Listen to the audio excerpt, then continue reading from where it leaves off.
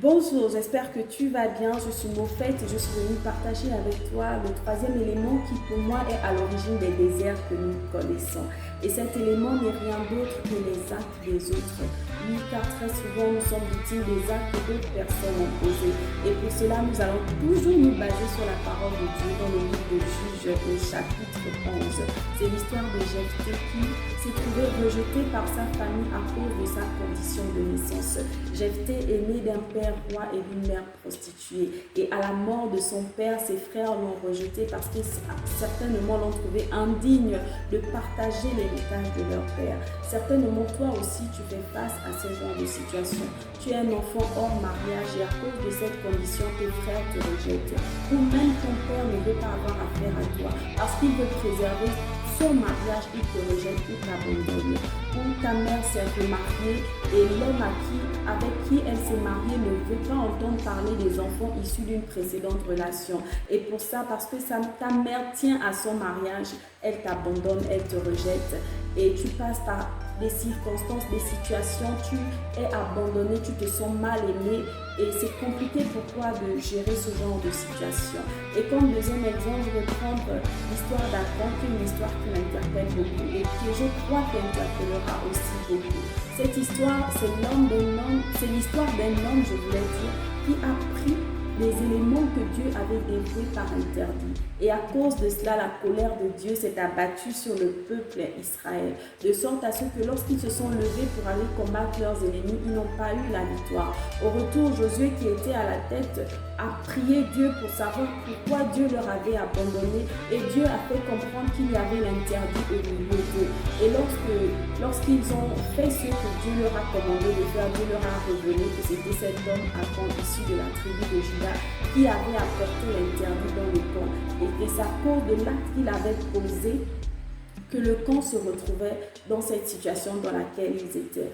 Et cette histoire m'interpelle beaucoup parce que au travers de cette histoire, je me rends compte que nous pouvons être victimes des actes que d'autres personnes ont posés, des personnes qui ne sont pas issues de notre famille, des personnes qui ne sont pas issues de notre environnement. Israël est à 12 tribus. Et Achan était issu de la tribu de Juda. Mais l'acte que Achan a posé non seulement a eu des effets dans sa famille proche, dans son entourage, mais dans toutes les tribus. Et parfois, nous aussi, les déserts que nous passons sont dus au fait des actes qu'un homme dont le peuple a posés, ou bien des actes que les dirigeants ont posés, des actes que les gouvernants ont posés. Cela attire et libère contre nous une atmosphère morose, une atmosphère qui nous conduit dans des difficultés, dans des situations que nous ne comprenons pas, que nous n'expliquons pas.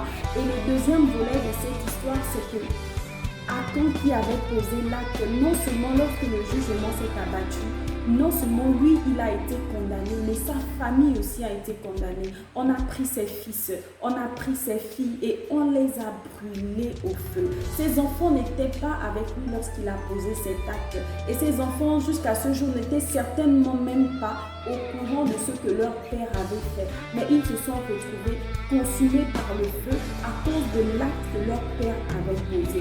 Et très souvent, nous aussi, c'est ce que nous vivons. Nous vivons des difficultés dans nos vies. Nous traversons des déserts qui ne disent pas leur nom à cause des actes que nos parents ont posés. Mais une chose est sûre, c'est que avec Dieu, il y a toujours une bonne nouvelle. Je veux t'encourager ce matin en te disant que ne désespère pas.